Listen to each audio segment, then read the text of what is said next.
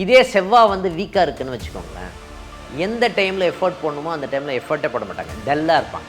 ஆனால் இந்த காலகட்டம் வந்து எனர்ஜெட்டிக்காக இருக்கணும் அப்படின்னு ஒரு நிகழ்வு இருக்கா? ஒரு டாக்குமெண்ட்டை ரெடி பண்ணுறாங்கன்னு வச்சுக்கோங்களேன், அந்த டாக்குமெண்ட் சம்மந்தப்பட்ட விஷயத்தை எங்கேயாவது வச்சுட்டு தொலைச்சிட்டு தேடிட்டே இருப்பாங்க அப்படின்னு சொல்லலாம். அப்போது டாக்குமெண்ட் சம்மந்தப்பட்ட விஷயங்கள்னு வரும்போது ப்ரிப்பேர் பண்ணுறதுக்கு அவசரமே படக்கூடாது. அவசரப்பட்டு ஒரு விஷயத்தை ப்ரிப்பேர் பண்ணிங்கன்னா அதுலேயே கோவம் வரக்கூடிய தன்மை இருக்குமா? இருக்கும். நம்ம ஆஃபீஸில் ஒரு மேனேஜர் இருக்காருன்னு வச்சுக்கோங்களேன், அவருக்கு செவ்வாயும் குருவும் ஒன்றாக சேர்ந்துருக்கு. நிர்வாகம் சம்மந்தப்பட்ட இடத்துல எல்லாமே நல்லா ஒர்க் பண்ணுவாங்க, ஹார்ட் ஒர்க் பண்ணுவாங்க. ஆனால் அங்கே கோபத்தினாலேயே அங்கே பிரச்சனை ஏற்படக்கூடிய தன்மை இருக்குமா? இருக்கும். அதனால் கோபத்தை குறைத்து கொள்வது நல்லது அப்படின்னு சொல்லலாம். பற்று ஜாஸ்தியாக இருக்கும், ஆசைகள் ஜாஸ்தியாக இருக்கும். இதனாலேயே அதை அடைய முடியலன்னும் போது கோபம் வரும். தவறான முடிவுகளை எடுப்பதற்குண்டான தன்மை கொடுக்குமா? சித்தர் பூமி. அனைவருக்கும் வணக்கம். நம்மளுடைய கோபம்னு சொல்கிறோம் இல்லையா, அவசர புத்தி, இது வந்து என்ன பண்ணோம் அப்படின்னா நம்ம வேலையை கெடுத்துரும்னு சொல்லுவோம். அதனால்தான் இப்போ பிஸ்னஸ் பண்ணுறவங்களாம் பாருங்கள், ஒரே மாதிரி இருப்பாங்க, ரொம்ப காமாக இருப்பாங்க, என்ன சுச்சுவேஷன் வந்தாலும் கோபப்பட மாட்டாங்க. இந்த கோபம் நம்ம செயல்பாடுகளை கெடுக்குமா? கண்டிப்பாக கெடுக்கும். ஓகேங்களா? அவசர புத்தின்னு சொல்கிறோம்ல, அவசரப்பட்டு ஒரு விஷயத்தை செய்தால் அந்த காரியம் சிதைந்து விடும்னு சொல்லுவாங்க. இப்போ கோபத்திற்கும் குணத்திற்கும் சம்பந்தம் இருக்கா? இருக்குது. இந்த கோபமே வந்து பார்த்திங்கன்னா ஒரு மனிதனை வெறுக்க வைக்கும் அப்படின்னு சொல்லலாம். அப்போது ஒருத்தருடைய மனோபாவம் வருமானத்தை நிர்ணயிக்குமா அப்படின்னு பார்த்தீங்கன்னா நிர்ணயிக்கும். கோபமே ஒரு குணம் தானே. அப்போது எந்த விஷயத்தையும் நாம் சரியாக செய்ய வேண்டும். சாதாரணமாகவே வந்து பார்த்திங்கன்னா இதை லக்ன ரீதியாக பார்க்கலாம், கிரக சேர்க்கை ரீதியாகவும் பார்க்கலாம். மேஷ லக்னம் ஏஎல்பி லக்னமாக, ஏன் அந்த வயதனுடைய லக்னம் சொல்கிறோம்? திருப்பி வயதனுடைய லக்னம்னு ஏன் சொல்கிறோம்? இந்த வயசுக்கு நீங்கள் இந்த மாதிரி இருப்பீங்க. பிறந்த குழந்தை இல்லை, மேஷ லக்னம் போகிறது இந்த 30 to 40 வயசில் நீங்கள் கவனமாக இருங்க இந்த காலகட்டத்தில் அப்படின்னு சொல்லப்படுகின்ற விஷயம்தான் அதில் இருக்குது. மேஷ லக்னம் வரும்போது நல்ல ஸ்ட்ரெயிட் ஃபார்வர்டான பர்சனாக இருப்பார். அவர் அந்த நேர்மையான ஒரு பர்சன் இருக்கார் பார்த்தீங்களா, எல்லாம் நல்லா பண்ணுவார். கோபத்தினாலேயே அவருடைய எல்லா நிகழ்வையும் கெடுத்துக்கொள்வாரா? கண்டிப்பாக கெடுத்துக்கொள்வார். அவருக்கு முதல் எதிரி யாருன்னா அவர் தான். கோபம் தான் அவருக்கு முதல் எதிரின்னு சொல்லலாம். அப்போது மேஷ லக்னம் ஏஎல்பி லக்னமாக செல்கிறது அப்படின்னு சொன்னால் ரோடே கரடு முரடாக தான் இருக்குது அப்படின்னு தெரிஞ்சு போச்சுன்னு வச்சுக்கோங்களேன். பாறைகள் அதிகமாக இருக்கக்கூடிய பகுதின்னு தெரிஞ்சு போச்சு. அப்போ என்ன பண்ணுவோம்? நிதானமாக வண்டி ஓட்டுவோம்ல, அதே மாதிரி தான் அந்த மேஷ லக்னம் ஏஎல்பி லக்னமாக செல்லும் பொழுது நம்மளுடைய மனோபாவம் நிதானமாக இருக்க வேண்டும் அப்படின்ற ஒரு விஷயந்தான் முக்கியம். இப்போ ஏஎல்பி லக்னம் வந்து துலா லக்னம் வரும்போது இதே கோவம்தான் அவருக்கு வந்து எல்லா விதமான விஷயத்தையும் கெடுத்து விடுமா? கெடுத்து விடும். பிரம்மாண்டமான சிந்தனைகள் அதிகமாக இருக்கக்கூடிய தன்மை இருக்குமா? இருக்கும். சிந்தனைகள் விரிவடையும்னு சொல்லலாம். இந்த சிந்தனைகள் விரிவடையும் போது ஒரு விஷயத்தை நம்ம இன்டரப்ஷன் ஏதாவது இருந்ததுன்னு வச்சுக்கோங்களேன், அதே குறுக்கீடுகள் வந்து பார்த்திங்கன்னா கோபத்தை ஏற்படுத்தி ஜாதகரை கெடுத்து விடும்னு சொல்லலாம். துலா லக்னம் வந்து சுவாதி நட்சத்திரம் ஏஎல்பி லக்னமாக வரும்போது மிகவும் கவனமாக இருக்க வேண்டிய ஒரு காலகட்டம் சொல்கிறோம். ஓகேங்களா? இப்படி சொல்லலாமா? சொல்லலாம். சரி சார், எனக்கு வந்து ரிஷப லக்னம் போயிட்டுருக்கு சார், இவருக்கு கோபம் தான் இவருடைய முதல் எதிரி, அதனால் யார் சூழ்நிலைகள் எல்லாமே இவருக்கு ஆப்போசிட்டாக இருக்கும். ஜாதகரே எதிரியாக வரக்கூடிய தன்மை இருக்குமா? ரிஷப லக்னம் வரும்போது வரும்னு சொல்லலாம்.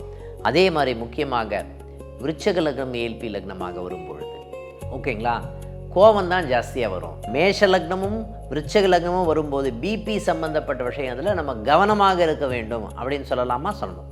அப்போது கோபத்தை எப்படி சார் கட்டுப்படுத்துவது அப்படின்னு ஒரு கேள்வி கேட்டிங்கன்னு வச்சுக்கோங்களேன், உணவு கட்டுப்பாடு அப்படின்ற ஒரு விஷயமும் ஓகேங்களா, உங்களுடைய மனோபாவம்னு சொல்லப்படுகின்ற விஷயமும் உங்களுடைய மனநிலைன்னு சொல்கிறோம் இல்லையா, அந்த மனம் சம்பந்தப்பட்ட விஷயமும் நம்ம ரொம்ப காமாக வச்சுக்கணும் அப்படின்ற ஒரு விஷயம் இருக்கா? இருக்குது. இதில் மட்டும் கொஞ்சம் கவனமாக இருங்க அப்படின்னு சொல்லலாம். இன்னொரு விஷயமும் நம்ம இதில் பகிர்ந்துக்கணும். இப்போது கோபம் வருது சார், எனக்கு இந்த கோபம் வந்து எல்லா விஷயத்தையும் கெடுத்துடுது சார், எல்லா வேலையும் கெடுத்துடுது சார்னு சொல்லுவாங்க.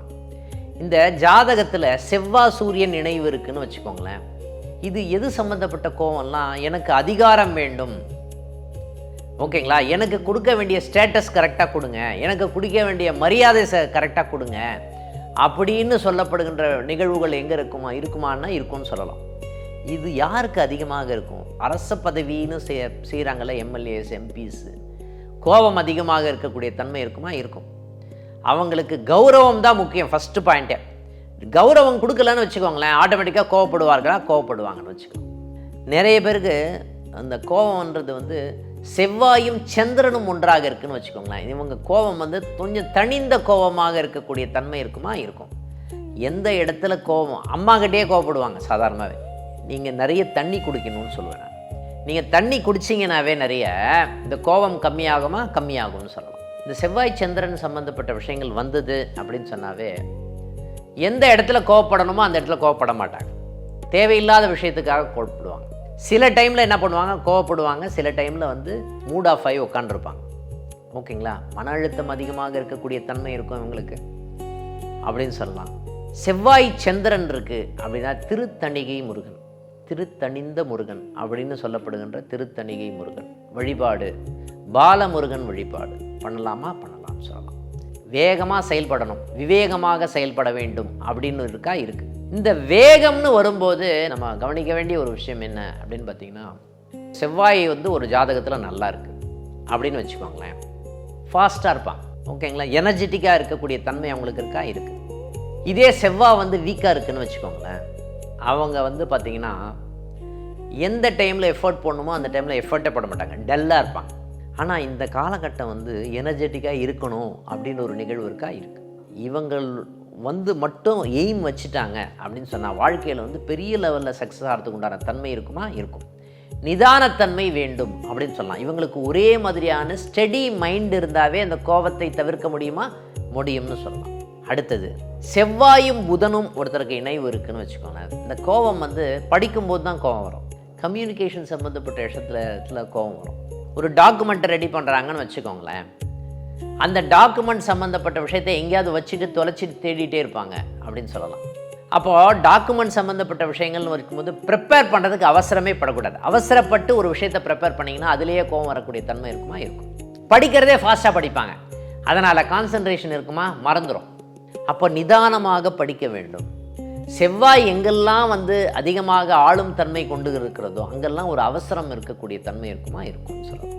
செவ்வாயும் புதனும் ஒன்றாக இருந்ததுன்னா வீரராக சுவாமி வழிபாடு நல்ல பலனை கொடுக்கும்னு சொல்லலாம். செவ்வாயும் சுக்கிரனும் சேரும்போது இந்த கோபம் மனைவி கிட்ட அதிகமாக காட்டக்கூடிய தன்மை இருக்குமா? இருக்கும்.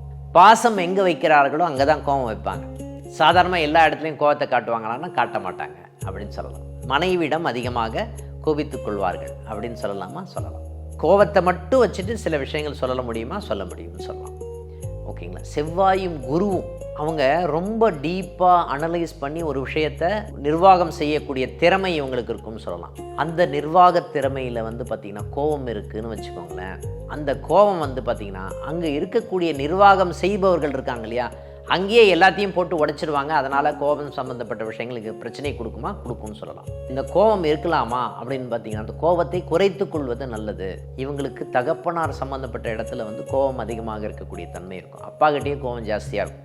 முக்கியமாக இந்த கோபம் எது சம்மந்தப்பட்ட விஷயமாக இருக்கும் அப்படின்னு பார்த்தீங்கன்னா, சொத்து சம்மந்தப்பட்ட விஷயமாக கோபம் வருவதற்குண்டான தன்மை இருக்கும்னு சொல்லலாம். நம்ம ஆஃபீஸில் ஒரு மேனேஜர் இருக்காருன்னு வச்சுக்கோங்களேன், அவருக்கு செவ்வாயும் குருவும் ஒன்றாக சேர்ந்துருக்கு. நிர்வாகம் சம்மந்தப்பட்ட இடத்துல எல்லாமே நல்லா ஒர்க் பண்ணுவாங்க, ஹார்ட் ஒர்க் பண்ணுவாங்க. ஆனால் அங்கே கோபத்தினாலேயே அங்கே பிரச்சனை ஏற்படக்கூடிய தன்மை இருக்குமா? இருக்கும். அதனால் கோபத்தை குறைத்து கொள்வது நல்லது அப்படின்னு சொல்லலாம். இந்த செவ்வாயும் குருவும் கோபமாக இருக்கும் பொழுது திருச்செந்தூர் முருகப்பெருமான வழிபாடு பண்ணுறது சிறப்பாக இருக்கக்கூடிய தன்மை கொடுக்கும். சரி சார், செவ்வாயும் சனியும் இணைவு இருக்கிறது எனக்கு அப்படின்னா, இந்த கோபம் எங்கே தெரியுமா அதிகமாக இருக்கக்கூடிய தன்மை இருக்கும்?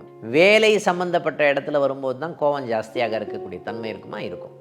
ஆனால் வேலைன்னு வந்தால் வெள்ளைக்காரன்னு சொல்லுவாங்கல்ல, அந்த மாதிரி இவங்க வேலைன்னு இறங்கிட்டாவே பயங்கர ஷார்ப்பாக பண்ணுவாங்க அப்படின்னு சொல்லலாம் சார். கோபத்தினாலேயே பிபி ஜாஸ்தி ஆகிடும்.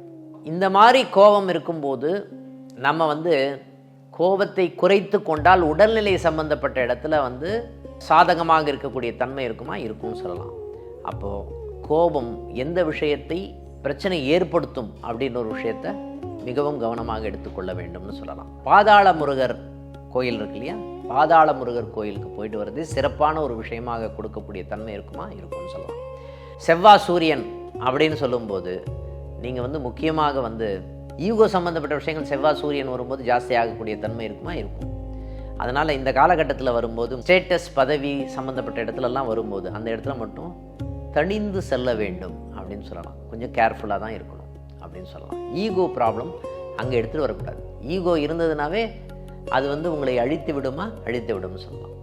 இப்போ முக்கியமாக செவ்வாய் சூரியன் அப்படின்னு வருதுன்னு வச்சுக்கோங்களேன். இவருக்கு வழிபட வேண்டிய தெய்வமே பார்த்திங்கன்னா சுவாமிமலை முருகன் வழிபாடு இந்த மனோபாவத்தை குறைக்கக்கூடிய தன்மையை கொடுக்குமா? கொடுக்கும்னு சொல்லலாம்.